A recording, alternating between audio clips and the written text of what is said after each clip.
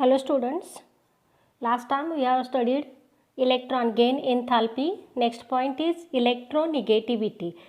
आता इलेक्ट्रोनिगेटिव्हिटी म्हणजे काय? जसं आपण बघितलं की इलेक्ट्रॉन गेन एन्थॅल्पीमध्ये काय होतं तर इलेक्ट्रॉन घेतला जातो आणि तो इलेक्ट्रॉन घेऊन निगेटिव्ह आयन तयार होतो, एनायन तयार होतो.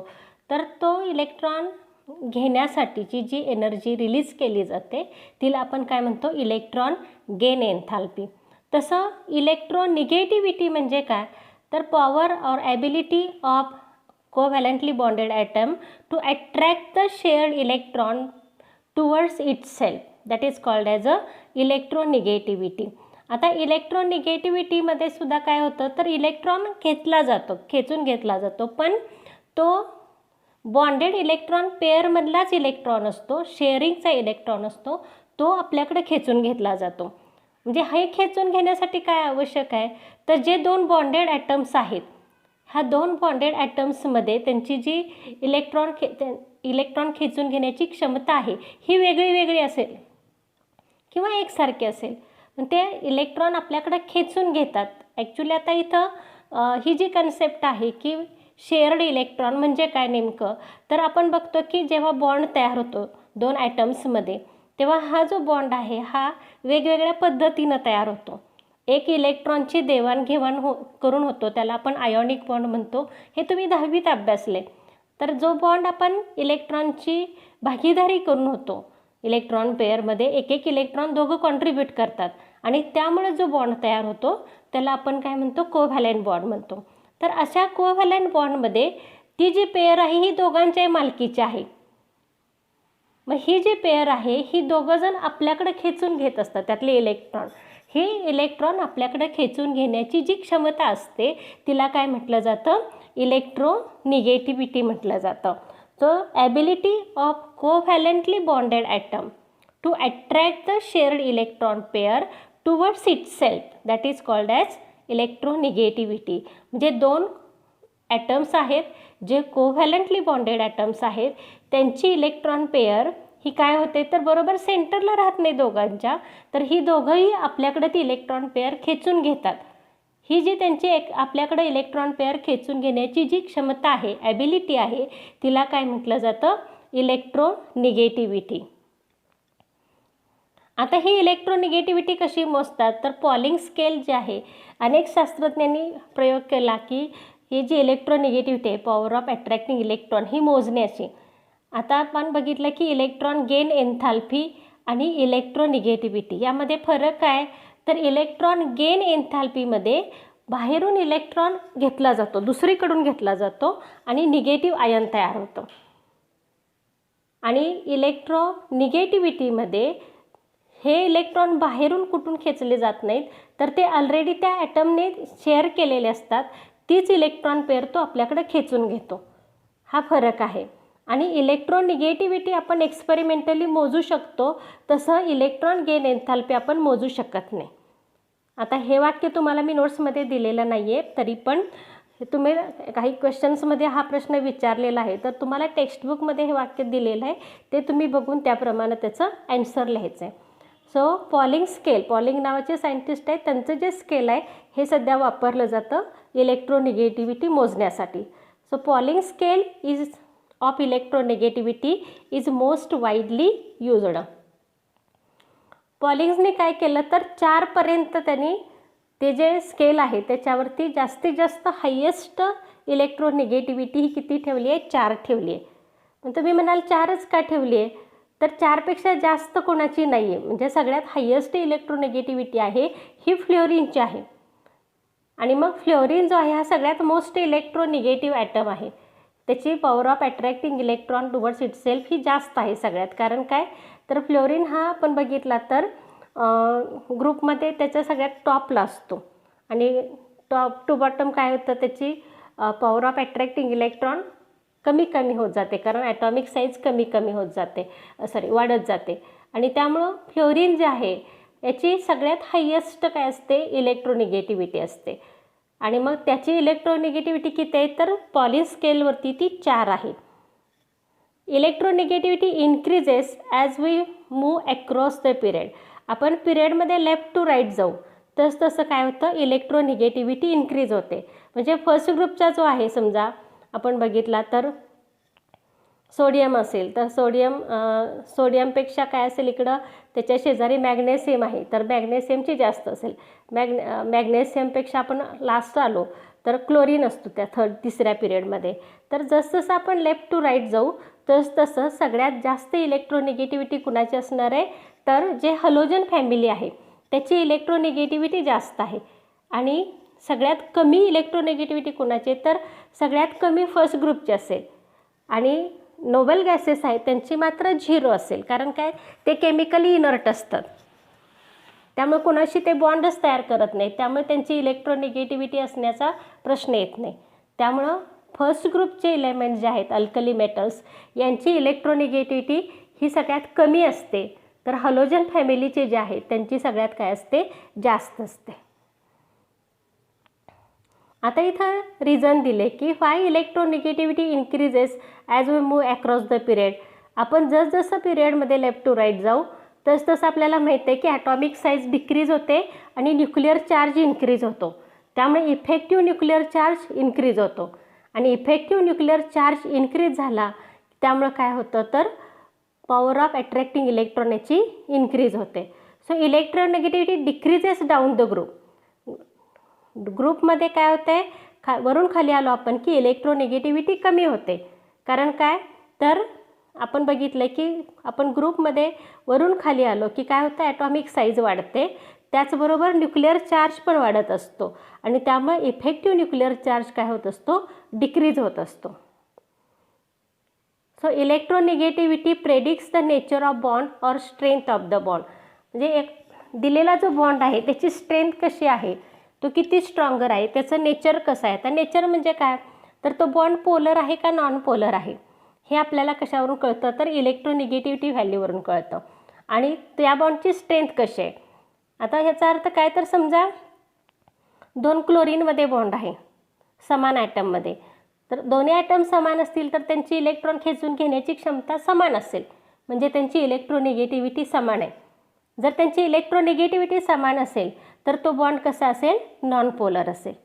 पण तोच बॉन्ड आपण हायड्रोजन आणि क्लोरीनमध्ये घेतला तर यामध्ये क्लोरीन हा जास्त इलेक्ट्रोनिगेटिव्ह आहे, त्या मानानं हायड्रोजनची इलेक्ट्रोनिगेटिव्हिटी कमी आहे. त्यामुळे जी बॉन्डेड इलेक्ट्रॉन पेअर आहे ही क्लोरीनच्या साईडला जास्त खेचली जाईल, म्हणजेच क्लोरीनची इलेक्ट्रोनिगेटिव्हिटी जास्त आहे. So it attract that electron pair towards itself and so chlorine get negative charge. म्हणजे क्लोरीनवरती स्लाईट निगेटिव्ह चार्ज येतो, कारण ती जी इलेक्ट्रॉन पेअर आहे ही सेंटरला न राहता क्लोरीनकडे झुकली जाते आणि त्यामुळं क्लोरीनवरती निगेटिव्ह चार्ज येतो. म्हणजे आता अल्टिमेटली त्यामुळं हायड्रोजनवर काय येईल, पॉझिटिव्ह चार्ज येईल आणि त्यामुळे तो जो बॉन्ड आहे हा कसा बनेल, पोलर बनेल. म्हणजेच इलेक्ट्रोनिगेटिव्हिटी जर आपल्याला माहीत असेल तर आपण तो बॉन्ड पोलर आहे का नॉन पोलर आहे हे डिसाईड करू शकतो. आता जर तो बॉन्ड नॉन पोलर असेल तर तो जास्त स्ट्रॉंग असणार आहे, कारण 2 पोल्स तयार होतात, पॉझिटिव्ह आणि निगेटिव्ह. आणि आपल्याला माहिती आहे पॉझिटिव्ह निगेटिव्ह म्हणजे अपोजिट चार्जेस असतील तर त्यामध्ये काय असतं, अट्रॅक्शन असतं, त्यामुळे तो बॉन्ड काय होतो, जास्त स्ट्रॉंग बनतो. आता इथं आपल्याला काही इलेक्ट्रोनिगेटिव्हिटीज दिलेल्या आहेत. तुम्हाला हे जे आहेत हे फक्त समजण्यासाठी चार्ट आहेत, या व्हॅल्यूज तुमच्याकडून एक्सपेक्ट नाहीत की तुम्ही त्या पाठ कराव्यात, हे लक्षात ठेवा. आता इथं आपण बघितलं तर ग्रुपमध्ये आपण गेलो तर हायड्रोजन जो आहे त्याची इलेक्ट्रोनिगेटिव्हिटी 2.1 आहे. त्या ग्रुपमध्ये आपण खाली आलो तर लिथियमची 1 आहे, सोडियमची 0.9 आहे, पोटॅशियमची 0.8 आहे, रुबिडियमची 0.8 आहे, सिझियमची 0.7 आहे. म्हणजे 2.1 पासून ते 0.7 पर्यंत. म्हणजे काय झालं, हे डाऊन द ग्रुप डिक्रीज झालं. तसं आपण लेफ्ट टू राईट गेलो तर लिथियमची 1 आहे, बेरिलियमची 1.5 आहे, बोरॉनची 2 आहे, कार्बनची 2.5 आहे, नायट्रोजन 3 आहे, ऑक्सिजन 3.5 आहे आणि फ्लोरीनची 4 आहे. म्हणजे सगळ्यात हायेस्ट कोणाचे, फ्लोरीनचे आहे. म्हणजे फ्लोरीन हा सगळ्यात लास्टला आहे इथं शेवटच्या पिरियड्समध्ये आणि शेवटच्या ग्रुपमध्ये आहे, म्हणून याची इलेक्ट्रोनिगेटिव्हिटी जास्त आहे. आणि हा कोणता आहे, तर ग्रुपमध्ये हा ॲट द टॉप आहे. इथून खाली आपण गेलं तर क्लोरीनची 3 आहे, ब्रोमिनची 2.8 आहे, आयोडीन 2.5 आहे, ॲस्टॅटाईन 2.2 आहे. म्हणजे काय झालं, हे डिक्रीज झालं. म्हणजेच डाऊन द ग्रुप काय होते, इलेक्ट्रोनिगेटिव्हिटी डिक्रीज होते आणि फ्रॉम लेफ्ट टू राईट काय होते, इलेक्ट्रोनिगेटिव्हिटी इन्क्रीज होते. आता बघा इथं हा फर्स्ट ग्रुपचा आहे, याची सगळ्यात कमी आहे आणि हा 17व्या ग्रुपचा आहे, याची सगळ्यात काय जास्त आहे.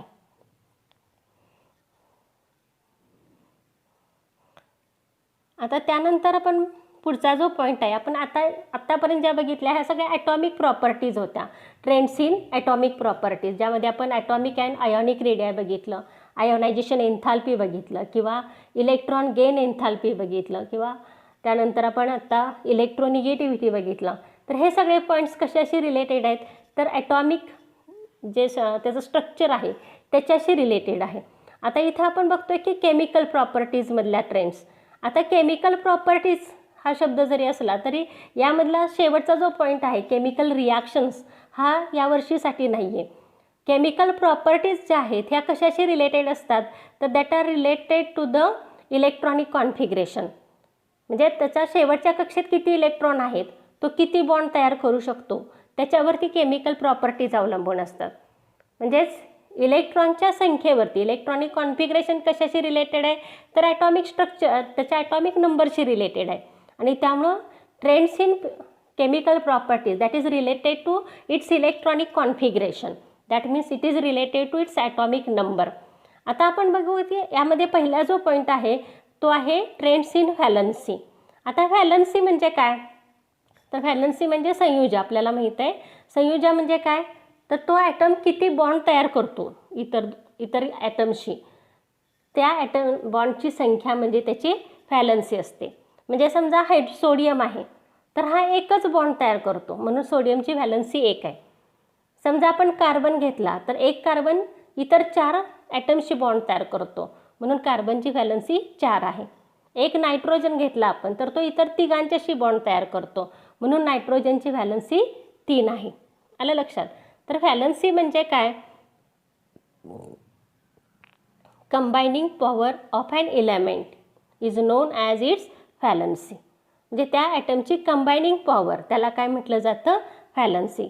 It indicates number of chemical bonds that atom can form giving a molecule.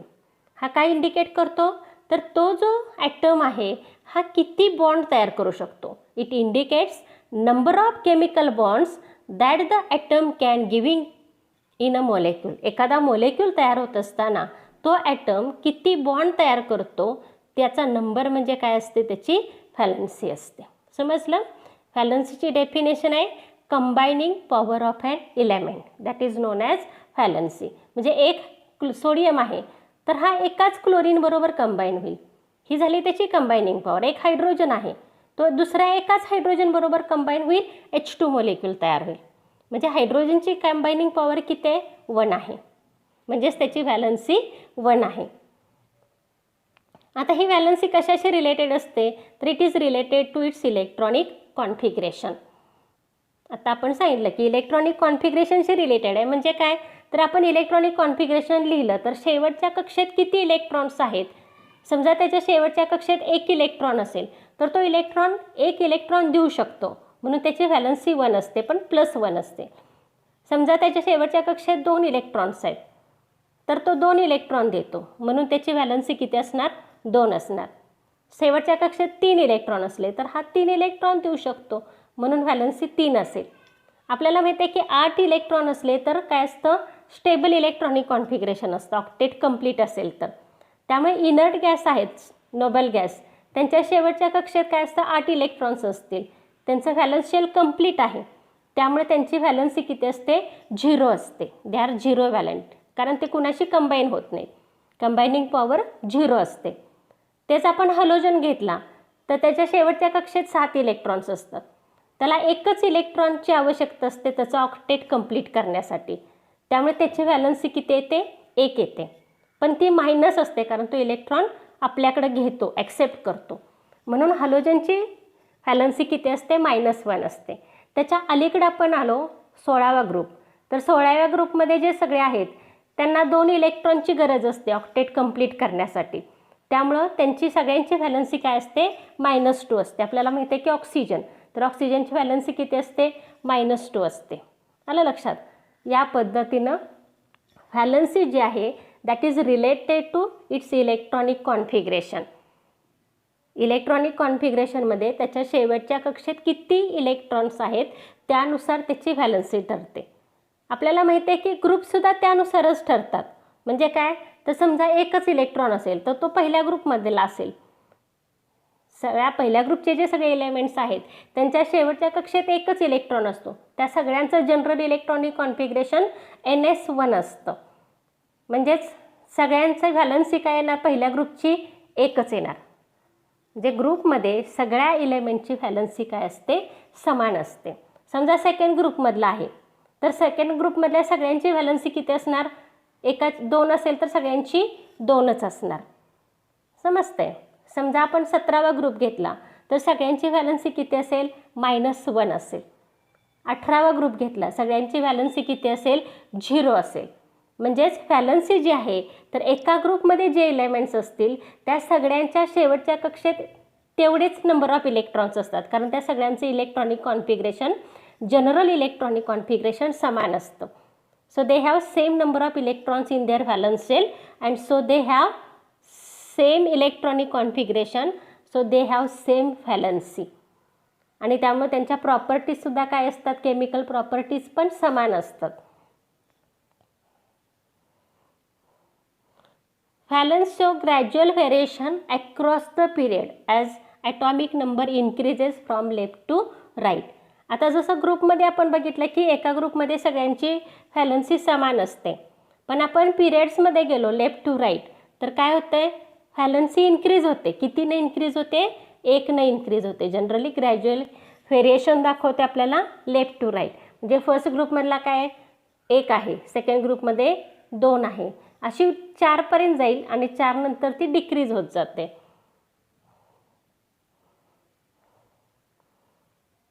Valency of main group element is usually equal to the number of valence electrons or equal to difference between 8 and the number of valence electron. आता हे वाक्य नीट समजून घ्या. जे main groups आहेत त्यामधले जे त्यांची व्हॅलन्सी किती आहे that is equal to number of valence electrons. म्हणजे त्याच्या व्हॅलन्स इलेक्ट्रॉन्स किती आहेत. जसं मी सांगितलं की फर्स्ट ग्रुप आहे तर शेवटच्या कक्षेत 1 इलेक्ट्रॉन आहे, म्हणजे नंबर ऑफ व्हॅलन्स इलेक्ट्रॉन 1 आला म्हणून त्याची व्हॅलन्सी 1 आली. सेकंड ग्रुपमधला आहे त्याच्या नंबर ऑफ व्हॅलन्स इलेक्ट्रॉन 2 आले म्हणून व्हॅलन्सी 2 आली. तसं आपण घेतलं तर तिसरा ग्रुप घेतला तर त्या सगळ्यांची व्हॅलन्सी 3 येईल. पण तिथून पुढं आपण गेलो पुढं तर तुम्ही म्हणाल मग 13वा ग्रुप आहे, पण त्यांच्या शेवटच्या कक्षेत किती इलेक्ट्रॉन्स आहेत. समजा आपण 17वा ग्रुप घेतला तर त्याच्या शेवटच्या कक्षेत किती इलेक्ट्रॉन्स आहेत, 2, 8, 7, म्हणजे शेवटच्या कक्षेत 7 इलेक्ट्रॉन आले म्हणून त्याची व्हॅलन्सी किती, तर मगाशी सांगितलं तसं equal to the difference between 8 and number of valence electron. 8मधून ती संख्या वजा करायची, 8मधून 7 वजा केले किती राहिला, 1 राहिला म्हणून व्हॅलन्सी किती येते, 1 येते.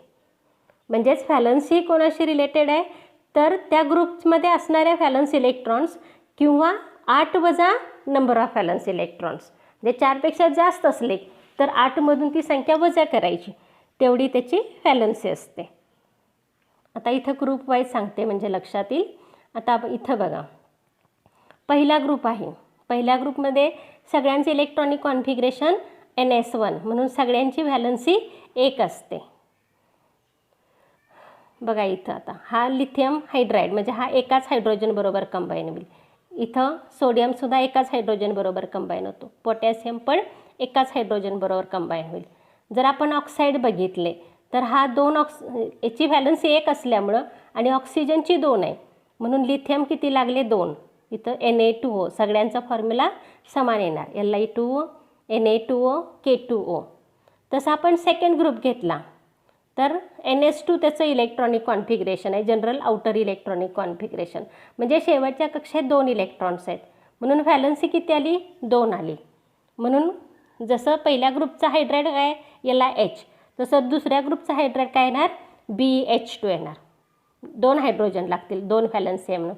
मॅग्नेशियमचं असलं तर MgH2, कॅल्शियम असलं तर CaH2 याप्रमाणे.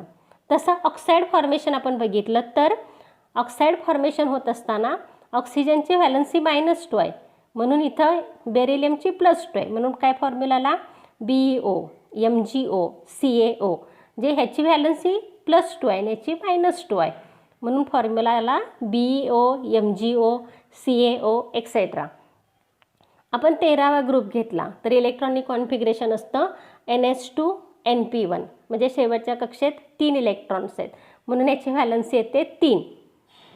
म्हणजे ह्याचा हायड्राइड असेल तर B2H6, AlH3, हे सुद्धा BH3 असतं किंवा B2H6, तसं GaH3, म्हणजे एकाबरोबर हायड्रोजन किती लागतील? 3 लागतील. तसं ऑक्साईड्स घेताना काय येणार? दोन्ही समान येण्यासाठी हे 2 घेतले आपण, B2O3, म्हणजे 3 दुनी 6 आणि हे -6, Al2O3, Ca2 इथं चुकलेलं आहे, Ga2O3 पाहिजे तिसरा.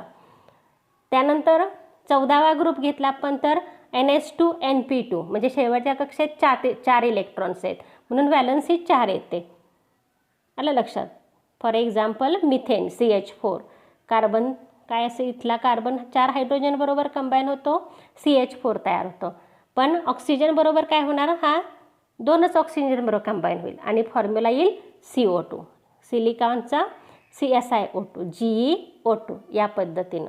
आता 15व्या ग्रुपमध्ये गेलो आपण तर शेवटच्या कक्षेत किती इलेक्ट्रॉन आले? 5 आले, NH2NP3, म्हणून 5 आले म्हणून याची व्हॅलन्सी 5 नाही. 4पेक्षा जास्त आली की काय करायचं? 8मधून वजा करायची. 8 वजा 5 केले तर काय येतं? 3 येतं, म्हणजे ह्याची व्हॅलन्सी इथं 3 दिले, आपण पुढं 5 पण दिले. आता कधी कधी ही 5 का दाखवते तर जे लोन पेअर ऑफ इलेक्ट्रॉन आहे ही पण बॉन्ड फॉर्मेशनमध्ये भाग घेते NH2, आणि त्यामुळं ही व्हॅलन्सी 3 किंवा 5 असते. जनरली 3च असते, समटाईम्स ही 5 असते. आपल्याला माहिती आहे अमोनिया NH3 किंवा PH3 यामध्ये 3 आहे. तसं नायट्रोजन ऑक्साईड घेतला आपण तर N2O3 मध्ये ही 3 आहे, पण N2O5 मध्ये ही 5 आहे. आता आपण 16वा ग्रुप घेतला तर त्याचं इलेक्ट्रॉनिक कॉन्फिगरेशन आहे NH2NP4, म्हणजे शेवटच्या कक्षेत 6 इलेक्ट्रॉन्स आहेत. 6 इलेक्ट्रॉन्स असल्यामुळे याची व्हॅलन्सी किती येणार? 4 - 6 म्हणजे 2 येणार. पण हा 6 पण दाखवतो. कधी दाखवतो?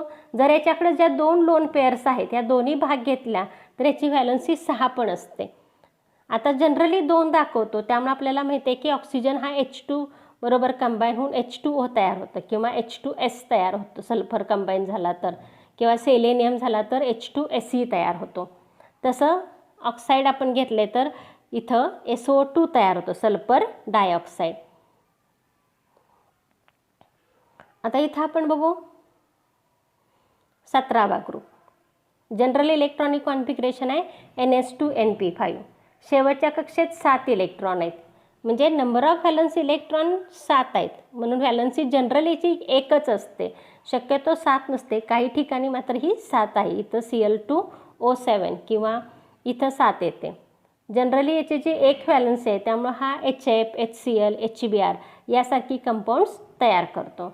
OF2 इथं सुद्धा ऑक्सिजनची -2 आहे, म्हणून फ्लोरीनची ऑक्सिजन +2, फ्लोरीन -1, या पद्धतीनं. आता आपण 18वा ग्रुप घेतला तर शेवटच्या कक्षेत 8च इलेक्ट्रॉन्स आहेत, म्हणून याची व्हॅलन्सी काय येते? 0 येते. म्हणजेच आपण काय बघितलं तर ग्रुपमध्ये जर आपण बघितलं तर डाऊन द ग्रुप काय होते?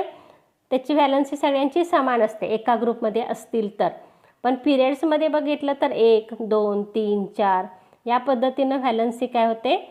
इन्क्रीज होते, पुन्हा डिक्रीज होते, आणि इनर्ट गॅसची काय असते? 0 असते. आता नेक्स्ट पॉईंट जो आहे हा शेवटचा पॉईंट आहे metallic and non metallic character.